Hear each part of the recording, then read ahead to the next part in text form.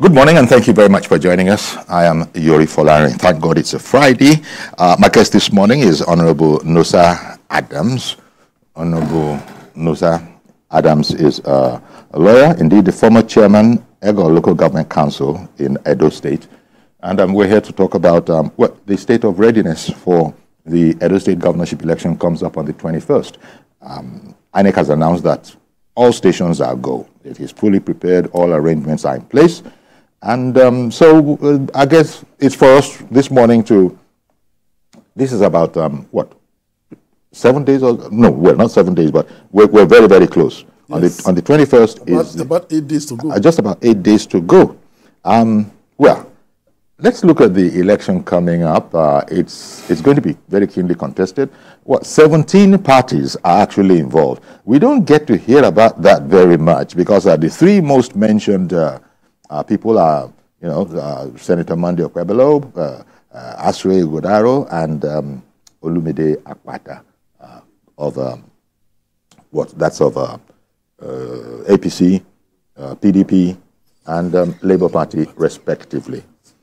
Okay, so let's look at it in this countdown.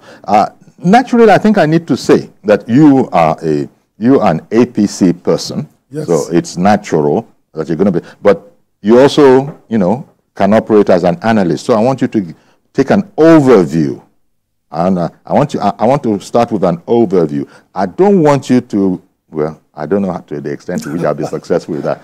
I don't want you to be going along that. It's clear we're winning because I don't have an opposing person to say that. How can you speak like that? But you will go where you want to go.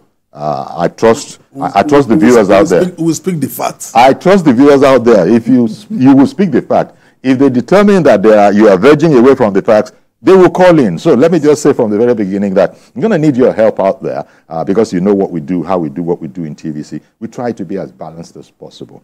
But as it was, we couldn't get someone else at the very short notice that we were working on it.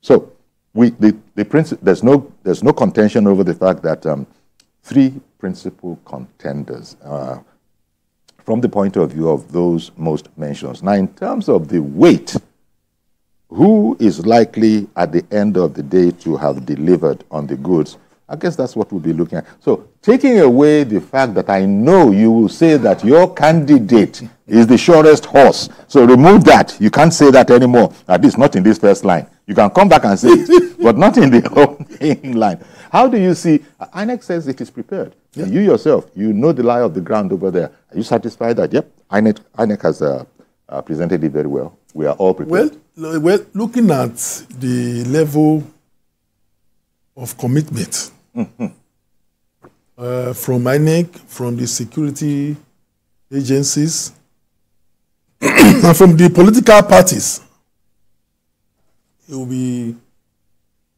safe to say that all the stakeholders are prepared for the election, and the election will come and go smoothly without inches, and it will further concretize our democratic push. Yes. And at the end of the day, we'll have a people-oriented government that will meet the yearnings, that will meet the aspiration of the people of Edo State. That is the aim. The whole thing is centered around the fact that the people of Edo State must be served and served very well. So the preparation is at top gear, and so far so good. Yeah. What do you make of the fact that 17 parties are involved, but only the candidates of 3 of them are heard from to any significant extent? In fact, there's even a lady in there. Even that distinguishing factor. You see, Yori, let me tell you something, my brother. The truth is that there are political parties, there are political parties. There are parties that just want to be seen, not to be heard.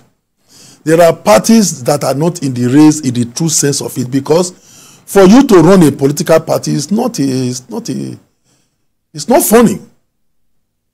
It takes a lot of doing. It takes a lot of doing. You need to have the structure from the ward level to the local government level, down to the state level, and probably to the national level.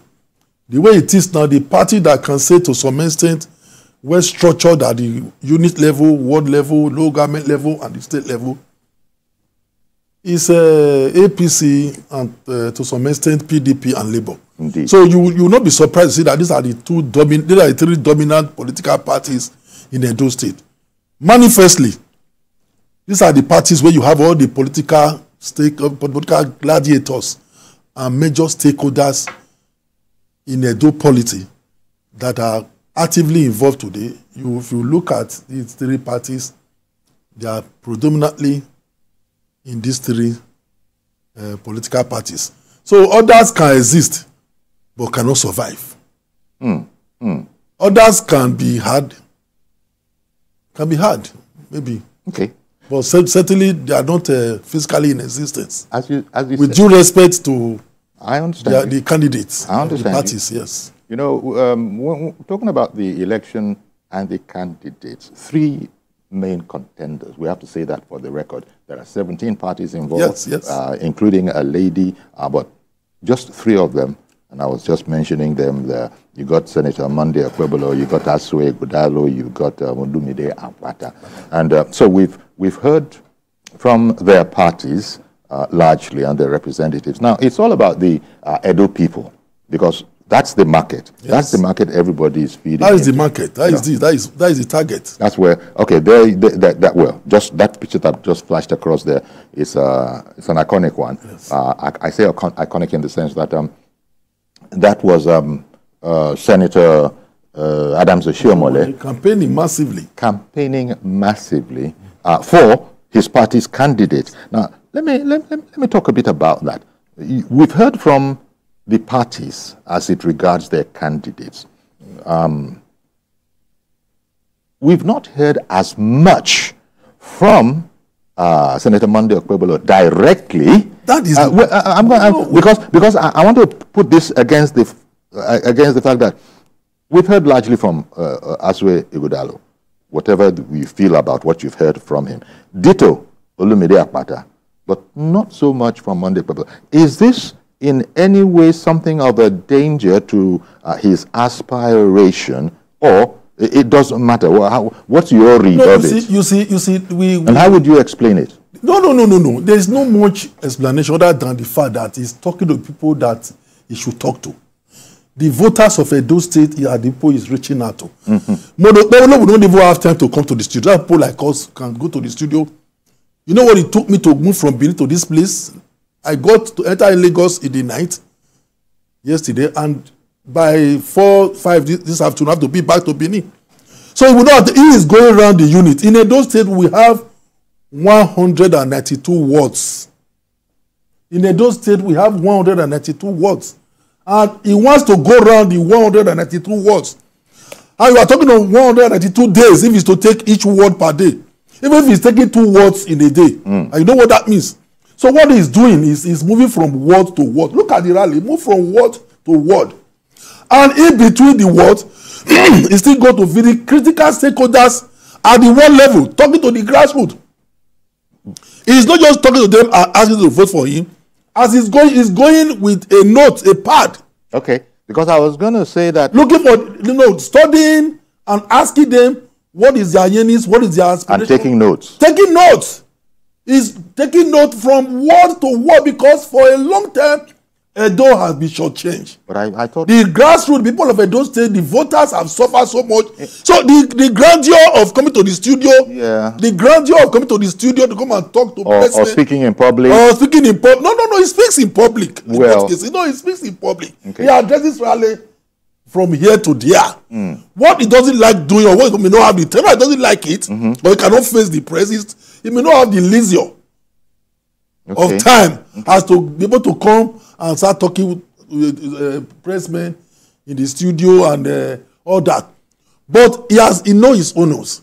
He has contested before and he won massively. He knows how to get the vote. His target now, as we speak, is how to target the vote. Speak to the electorate. Speak to the unit leaders. Speak to the ward leaders.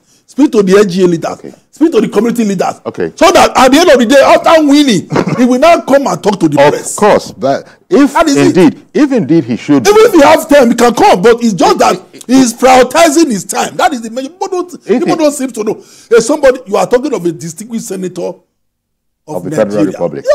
You say he cannot talk. He cannot talk. Somebody who have moved motions, who have sponsored bills. No, I didn't say he cannot. No, people, that's what people try to insinuate. Well, you know what they say. That is what people try to insinuate. That one doesn't bother him. Doesn't bother us. That's because what he knows what we say, what we insist that they should do is to meet the people, ask them what is your needs. For instance, let me give you. In other words, concentrate on those that will give him the vote. His area of strength. And know what they want. What is their basic demand? How is he going to prioritize their demand? Because the problem we have had for the past 8 years or so now is that we have a government who does not even know how to prioritize the demand of the people because it's not in touch with the people. A government who is far from the yearnings, a government who is far from the grassroots because the governor just came, he didn't go around the wards. Okay, so it would appear... Obawolo is going around the wards to know how he touches the people at the grassroots. Well, just as you're doing now under this topic, and it doesn't matter what the topic is, that's the same way it goes with his party, the APC, your party. The party speaks for him. Principal people are explaining as you have just explained. You don't hear from him very often directly. And you're saying that is not even accidental, that this is part of knowing, I think it's about strategizing. That's what you're saying. Although we hear from the others, but you have said that if indeed he should win, at that time, he will have to speak for himself. He will have to express himself to the people. But in the meantime, you have said that you are not even concerned about that. You don't see that as a minus at all. No. No studio in Lagos is coming to come and vote for our candidate in Benin. That is true. No studio in Lagos will come and vote for him in Benin. And also, he's a team player. People have been assigned responsibilities. You talk to the press. You talk to the voters. You go to the grassroots. You be the mobilization officer. You be the police. So we have shared the assignment to ourselves. So those who are talking to the press should talk to the press. But his priority is talking to the voters. So that at the end of the day, we will garner the votes and win. Then, if he is time to talk to the press, you will see him in full force talking to the press. Well, the market, so to speak, out there is 2.6 million votes out there. That's because that's what ANAC tells us is 2.6 million. Yeah, the registered voters, 2.6. Of those that will come out, of course, everybody is hoping to take their own cut of that particular pie. And you were saying that the way your candidate is going, speaking to important stakeholders, does this include the people in Edo State? You are best to give me an assessment of that. Because stakeholders, key players, party caucuses, all of these are tremendously important in the emergence of a candidate.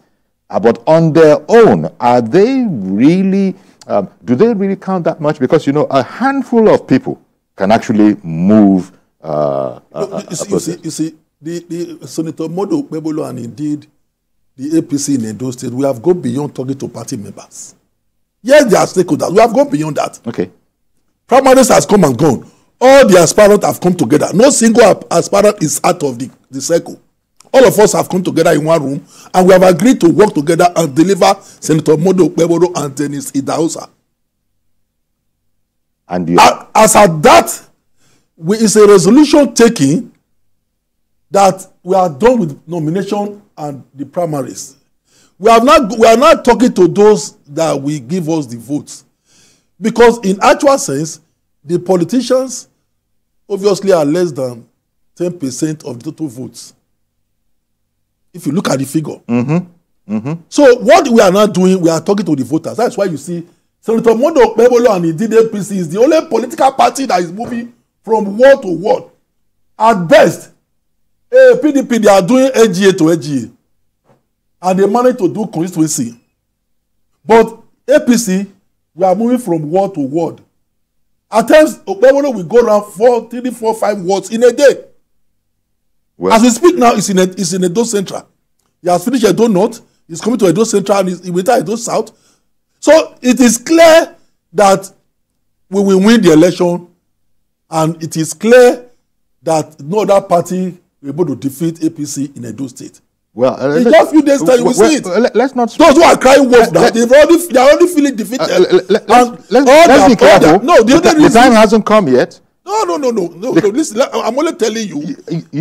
You are just stating emphatically that nobody can defeat APC. No, as far as a democratic election, because yes, already what Obaseki and his political progeny were banking on was to use the Edo State security network to manipulate figures, to harass, intimidate opponents, drive them away, and write figures like he has always done. This is your. No, listen. No, let me tell you, this is the fact. Well, the last election, local government election, he virtually drove everybody away from the field. The word fact you use there, sir. When you say it is a fact, I mean the other parties are listening, and they can call in and dispute it. It's incontrovertible. It was seen by everybody.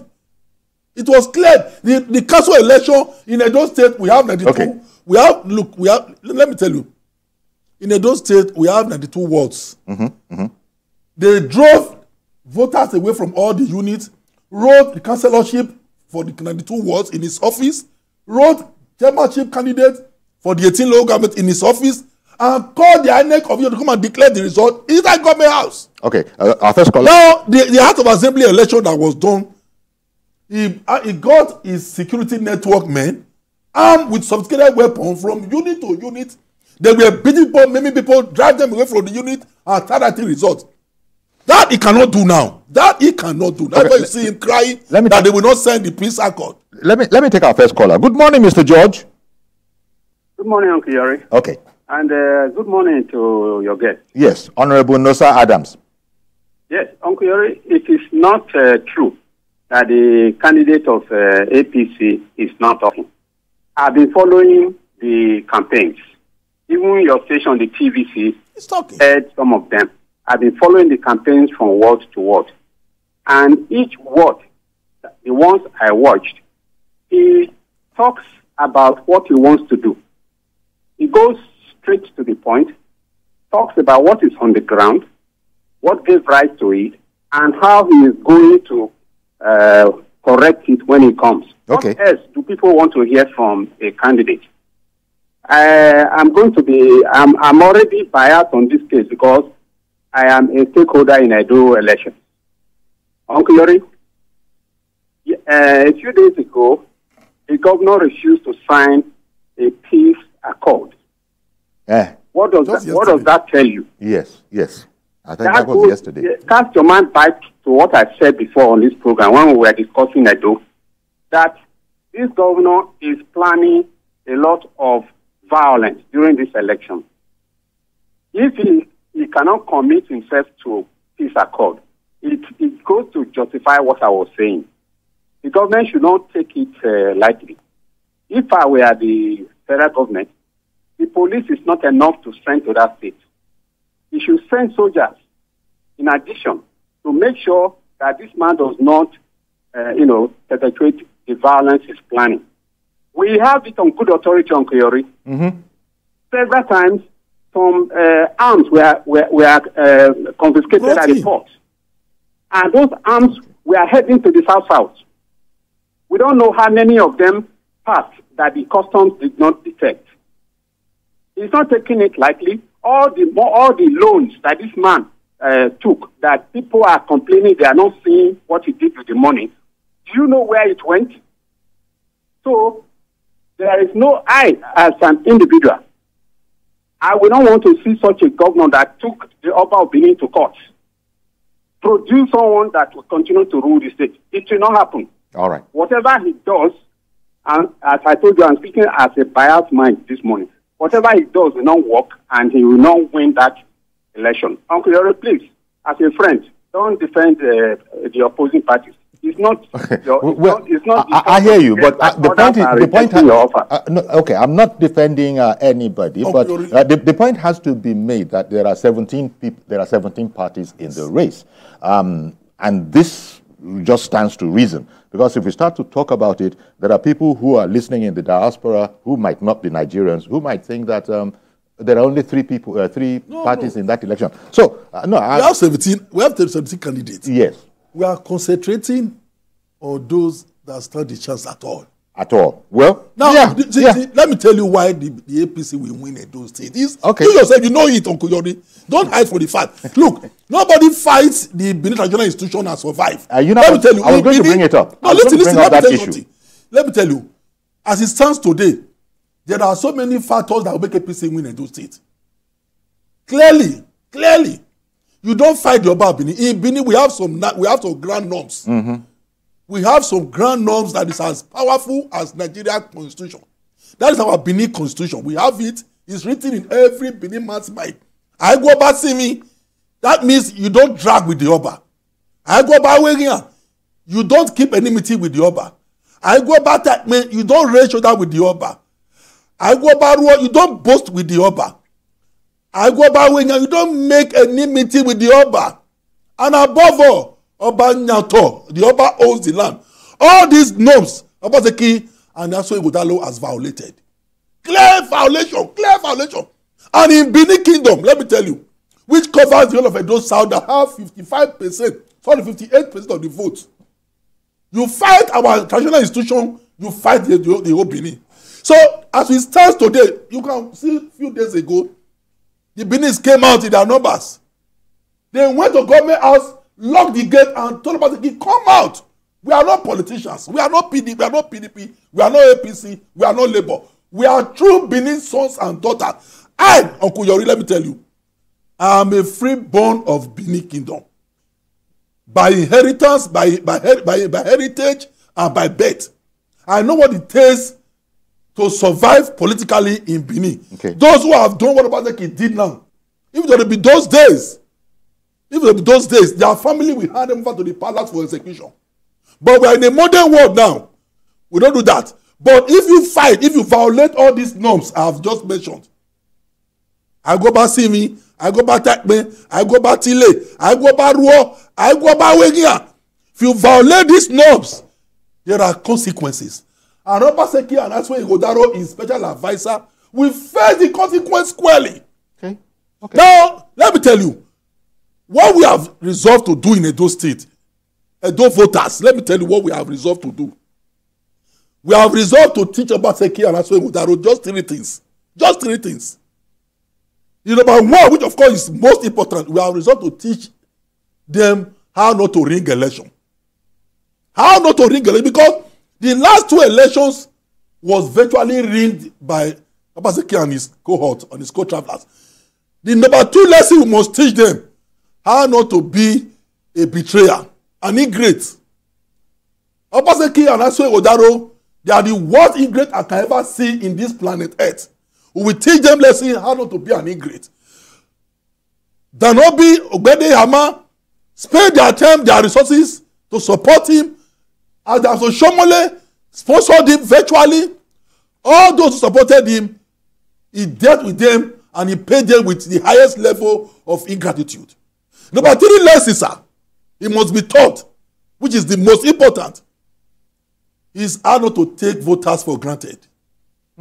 How not to take voters for granted. People of Edo State voted for him, and he betrayed people of Edo State by working for himself and his Lagos clique. Okay, let me. Now, if truly you wanted to, if you don't, I'm going to come back to you. You will continue. We have the time. We're going to come back to you. In terms of INEC has accredited 134 observer groups. Yes. So all eyes are going to be on Edo. Yes. You know, this is divided up between 120 domestic and 10 international organizations, up to 700 journalists, yes, all of which shall be shining their eye. This is in relation to your charge that some people like to play funny with the election. But let me bring on Said, who has called in. Good morning, Said. Good morning, Uncle Yari. Thank you very much for calling in. Good morning, sir. Yes, good morning, sir. Go ahead. Uncle Yari, good morning. Good morning, I can hear you. Please go ahead. Thanks for giving us a good job there. Thank you, sir. Uncle Yari, please, I don't like how you are addressing people like this as an honorable men. please, address them as what they are. Address them by their name. Stop calling most of these politicians honorable men. That's just the point. Because but as you know, it's a title. He was a former. My guest was a former chairman of an important local government council. It's an honorary title, but his name is Nosa Adams. I'm okay with that. Okay. I don't know. People can read into that comment what they will. Now, let me come in, Kuyori. You see, whatever name we are called doesn't really matter. I have a second address.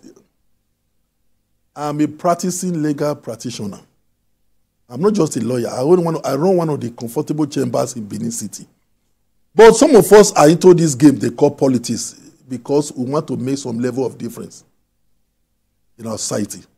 I want to look at the authority and speak truth to them. And I have told Obaseki to his face all these things I'm saying now, that what you are doing, in reality is dawning on him now. It's obvious he's not ready. And listen, let me tell you, sir. Let me tell you. If anything, what some of us, are very many voters in Edo State hold against Obaseki is anti-democratic tendencies. For God's sake, how do you stop elected out of assembly members? When you mention the name of Obaseki, you're talking about the incumbent PDP governor of the state. Yes. And by extension, Ighodalo, because Ighodalo is his special advisor and his political progeny. And above all, he has openly, without any regret or remorse, he has openly said that he will continue from where Obaseki stopped. Yeah. Okay. And that he has been part of the government. We just wanted to. He has been organizing. They have spent billions to run along Udao. They have spent more than 60 billion. This is well known by all Nigerians. But I had to put it like that for people who are watching from diaspora, who might not necessarily be familiar with the political situation. At home. Of course. Go to any government-owned hospital, where you will see more than 1 or 2 doctors. No, there are no doctors. In the whole of Edo State, we have just 5 doctors. Is that not appalling? The only hospital that we have comfortable number of personnel is the central hospital built by Adams Oshomole. After he came, through Aswe Ighodalo, gave it to a consultant. To take card in that hospital, you pay 100,000. Is it not disturbed? It's unheard of. Now, apart from that, he was talking of Edo Best. For God's sake, Uncle Yori, Edo Best, there is no teachers in Edo schools. Go to secondary school, to primary school, no teachers. No chairs. Most of the schools, no roof. And you have sunk more than 500. Well, please, for God's sake, we can't take it. Now look at our debt profile. As of yesterday, I checked. When Obaseki came, our debt profile in Edo State debt profile was just less than 60 billion. Today, we are owing close to 600 and something billion. Okay, let me bring in another call. For sure, $1 trillion. What kind of something is that? You're going to continue. And you want to continue by proxy? Okay, let me not allow that. It will not work. Let me bring in another caller. Benga in Abuja. Good morning, Benga. It's been quite a while. Good morning. Good morning, Mr. Yori. Good morning to the Honorable there. Yes, thank you. Thank you. May I think he deserves that title, Honorable. Having heard the position of the local government chairman, he's a Honorable. And he has not said anything on Honorable in what he has said so far. I want to say that I was in Benin. I was in Benin on Wednesday. And I spent 2 days. I came in on Tuesday and I left on Wednesday. And I interacted with some youths in Benin. You look at the candidates of APC, you can believe he's speaking for APC there. It's not connecting with the youth. I mean, the so-called Gen Z. Because they are telling us that the man cannot speak English, he cannot address the crowd, he cannot even attend a TV interview and the rest of it. That all his campaign is speaking dialect because he cannot communicate. How do you handle this? Because the Gen Z are the youth. They are the majority of this of the voters in the election. So how do you tackle this? And secondly, I saw that out of every 10 billboards in Benin City, APC only have 1 out of 10. all the rest are PDP. Does it mean that you are not really, ready for this election? The publicity they say they don't hear your people on TV and the rest of it. To me, I think that Obaseki is playing a kind of big role in getting the party because he has called the civil servant by increasing their salary to 70,000 before the minimum wages was increased. By that, they are saying that they already got a civil servant. How do you want to tackle this? Thank you very much. Thank you. Thank you very much. Now, on the issue of people, my brother, on the issue of people, you will recall that when we started, we placed billboard virtually in all the locations. All the strategic locations, we have billboard. But that's ordered that it should be pulled down, that no other party should have billboard in Benin Metropolis and outside the metropolis. To the extent the Labour Party's candidate, Akpata, his billboard was pulled down and he protested. Obaseki ordered his economic, what do you call it, the security network to go there and attack his people. They were beaten mercilessly. In order, this was for One West. You know, this is a very challenging, it's a very challenging conversation we're having because you are speaking unfettered. Somebody, I don't have anybody from the PDP. No, they can come, they can call in. That's why I say we speak the facts. We don't. But you are alleging, these are incontrovertible facts. The incumbent. That is why today you cannot find any other political party billboard. The only place you can see our billboard is either private residents.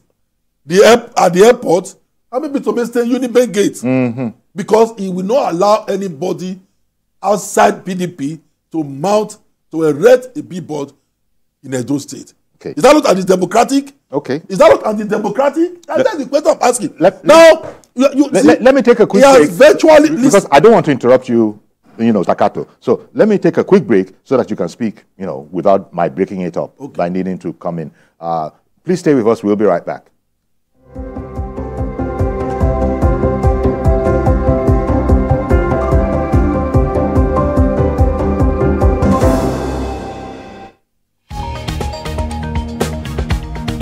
The Inspector General of Police has met with senior officers to review the state of security. We are continuing our coverage of the arrest of Godwin Emefiele. The Senate has summoned the governor of the Central Bank of Nigeria to properly brief the Senate regarding the state of the economy.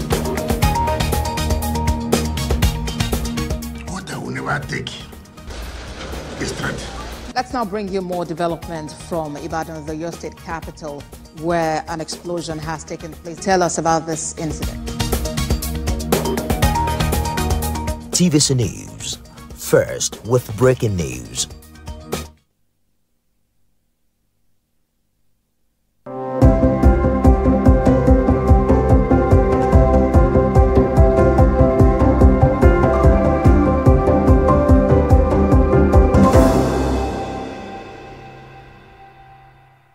Okay, welcome back then, and we're looking at the subject matter as the countdown to the Edo governorship election. We've made the point that there are 17 political parties, but only 3 of them are principally active here. You have Senator Monday Pobolo. He's of the ruling of APC, but in Edo, it's not the ruling. It's not the ruling party. For that, we have Aswe Igodalo, and then there is Olumide Akpata, Chief Olumide Akpata, he's of Labour Party. So, you've noticed that I've been struggling a bit with not having an opposition, the kind of opposition that we have, that we want, to, be speaking to the points that our guest, being an APC loyalist, will be making. But it's not for lack of invitation of these people. For some reason, for whatever reason, they don't always want to take up the invitation. They will not come because they cannot face facts. They will just go to government house and start to deceive themselves. They will not want to face facts because everything I'm saying here, they are facts. Is it the Gelegele seaport? Yeah, they are some billions and yet you can't even access the road. Is it the Auchi airport that they promised with all? Is it the Sobe cassava farm that they has put more than 15 billion? Go there now. I drove through that place last week, completely covered with weeds. Is it the Agbede Barake farm that he has put billions? Today, no rice in Agbede Barake farm. Nothing is going on there. So, is it the Osugbenu farm that they have sunk billions? So you're saying that... Is it the Paris Club refund?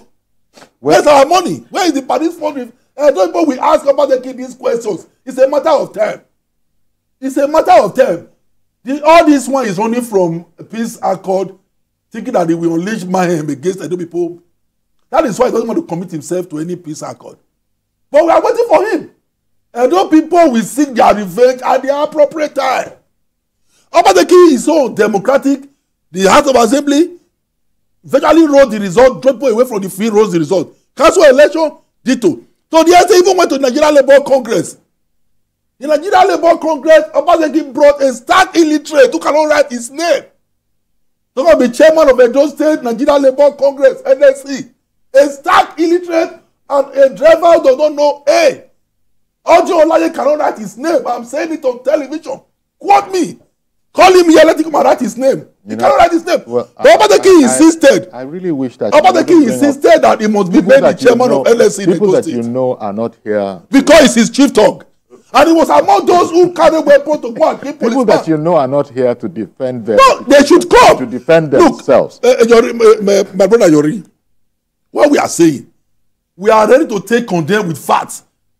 Okay, because we travel kilos of kilometers. We do have to. But as I explained, when we the opposition to your candidate, we invite them, they don't come. You've even given us an explanation. I said they will not come because they cannot face facts. But not only your studio. I think Nigerians also... The only studio they will go to is studio where they can manipulate facts. Well, you know, they do have their studios of preference. They do have their studios of preference, and they do go there. They will not come. It's now up to the viewer to know how you have to be flipping channels in order to hear about your preferred candidate. I have on the line again. Who? There's a call on the line. Hello. Debo. Good morning. Yes. Good morning, Uncle Yori. Good morning, sir. Thank you for calling in. Go ahead. Good morning, Uncle Honorable Adams. Thank you. No. Who? Our guest. Your guest. Okay. Yes. Nosa Adams, Honorable Adams. I'm correct. Let me ask that guest and the APC. What do you want to campaign with? What have you been campaigning with in Edo State? APC has ruined Nigeria. Everybody is in chains. Everybody is in pain. The food prices 40%, inflation 30%. Price of fuel over 1,000 naira per liter. Even in your campaigns, it's only Adam Oshiamole that will be in the forefront. Is it the governorship candidate? Your candidate cannot speak anything, cannot speak English. Cannot speak English. You are asking for studio. What the reporters on ground everywhere now? All the media stations have their reporters on ground. Your candidate will not face any of them and speak correct English. Shame on you. All right, thank you very much. Now, let me quickly just say Otumba Debo. My brother Otumba Debo, you are not correct. Our candidate is talking to the voters. And you are not the one talking for him in all these rallies he's attending. That is number one. Number two, you are talking of the economic situation in the country. We are talking of Edo State. We are talking of what affects us in Edo State, not Nigeria. And in any case, the country has been in this crisis for the past 12, 13 years. It's only deteriorated because of the economic situation made that across the globe.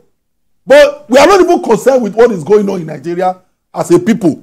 We are concerned with what affects us as Edo residents, Edo EDG, people that is in Edo State.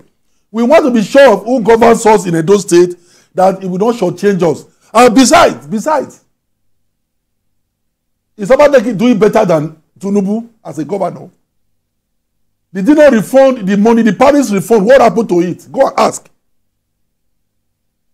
Is it Tinubu that said they should go to Cassava Plantain Farm and pump in 20 billion and the place will turn to wheat? Is it Tinubu that caused it? Is it Tinubu that said they should go and vote billions that they want to build Gelegele Seaport and nothing is going on there? Is it Tinubu that said they should go and say they want to build airport in Auchi and nothing is going on there? Is it Tinubu that said they should go and be borrowing money to pay workers 70,000 every month as minimum wage, yet you go to bank to borrow money to do recurrent expenditure. Is it people that are discussing it? Is it people that say they should divert the money meant for erosion control in Edo State? Is it people that is asking them to be using gold to pursue people from house to house in Edo State? Is it people that is doing it? Is it the... And we are talking of people who are there in Edo State and causing mayhem, destroying our socio-economic fabric in Edo State. We are talking of somebody who is not sensitive. Remove Tinubu from the equation. When you get to national election, you can talk of Tinubu, talk of APC. We are talking of Edo State. Is it Tinubu that said about you to betray all those who help you to attain power? So, we must know how to narrow down. What you're saying, I understand it, and I have to give you the time to express yourself. You're saying compare like with like. We're talking about the Edo election. You know, whatever. When I was chairman of council, it is that you feel, I was taking responsibility for a Golo government. I wasn't talking to government house. I was taking people will come to me. The grassroots will come to me and say, "This is what I want in my street. I want my road constructed. I want my road graded. I want transformer." Okay. I will sit down and look at their basic needs. I will prioritize their needs. But then you have a government that doesn't know how to prioritize the needs of his people.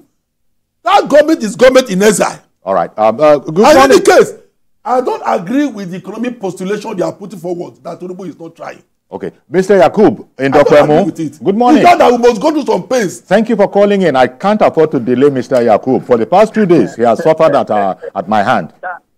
Thank you for that, sir. Good morning, Honorable. Shijori, can you hear me, sir? Yes, we can hear you. Yeah. Can you now see that why the TVC and as an organization is more better than any other station in this country, although I stand to be corrected. You know why?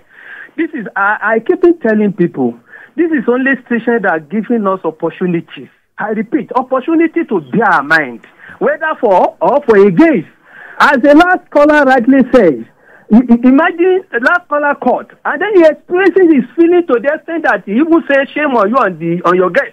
So, but for saying that, let me even correct the last caller, even though he has right to his opinion, and then I have my right to my opinion as well. For him to say that the people are hungry, yes, some of us campaign for APC, and then though we are not regret that we campaign for them, we are not regret that we supported them. Why? Why? Because we believe that they will do the good job. And then the time is not yet going. 24 hours in a political and then in politics is long. And then Mr. President can make the 360-degree U-turn, and then everything will come to place. But having said that, Chibjori, let me say this. Obaseki as a person, I don't see how they are going to win this election. I stand to see, Chibjori, I will come back when that election ends. Yes, I'm not an Edo person from your state. Obaseki behaves as a garrison commander. Because you could remember Obaseki make sure that the National Assembly, the House of Assembly of Edo State, they don't operate. Are you getting it now? Now let me say this. Before Ashwat Bola Ahmed Tinubu, what was the allocation go to Edo State? When Ashwat Bola Ahmed Tinubu announced that the subsidy has gone, Chief Juari, between me and you, all those governors, the allocation go to the various states increase. And then the ordinary citizens of various states we are suffering. And then Nigerian citizens will now begin to shout that what is going on? Ashwaju is not doing this. Ashwaju is not doing that. Yes, there are some certain things that he needed to do that is not due yet, which I believe because of this program and some of us that supported this government, he will do it very soon. If you don't do it, we will not keep silent. We will continue to talk because we voted for him, we campaigned for him. Then, Edo State, Chief Juari, see now, almost 40 to 55% of former PDP party in Edo State, they are now in APC. Tell me how that party is going to win them. Almost 40 to 50% of PDP that campaigned for Obaseki before they become governor second time, they were now in APC. So are you going to talk about the deputy governor? Are you going to talk even the person sitting down in the seat? I know that is a former PDP member. Now it is in APC. What are they going to use to campaign? And then all right then. Well, now let me tell you something, Okuyo. Sure. Now, the only reason Obaseki is not signing the peace accord is preparing his people for violence. Because for the past 2 weeks, they've been bringing in arms to Edo State. He has gone to Delta to recruit thugs. Allegedly. No, listen, it's what we know. Now, and the police are on their trail. Bringing in arms to the country is a very serious. Very serious, and so that is what they are doing. That is why he's not ready to. Allegedly. That is why he's not ready to commit himself to the peace agreement, as drafted by the Absalami-led committee. But be that as it may, you cannot sponsor people to take law into their hands until they will go scot-free. You cannot arm people with sophisticated weapons and they ask to go after innocent citizens, and you expect the police to fold their arms and be looking at you. You cannot have a vigilante that is supposed to ensure there is peace and security. They've turned themselves to a violent and hit squad for the government until the Nigerian police that is saddled with the remedy of maintaining law and order to fold their hands and be looking at them. So if they don't sign a peace accord, there is no big deal about that, because signing a peace accord is not a statutory obligation. Well, indeed. But you see, there are some deeply ingrained consciousnesses. For example, earlier in the program, you brought up the matter of the incumbent governor taking the revered Oba of Benin, taking him to court. And you said, culturally, that is an absolute no-no. An absolute no-no. But then again, yes, you are right in terms of people who understand and value the cultural traditions over there. But nevertheless, the revered Oba is an individual, a legal entity. Yes. So I don't know. Oba is not a legal entity. That is wrong. Okay. I will not sit down here and have you mention such things. It's a taboo for me to listen to it. Okay.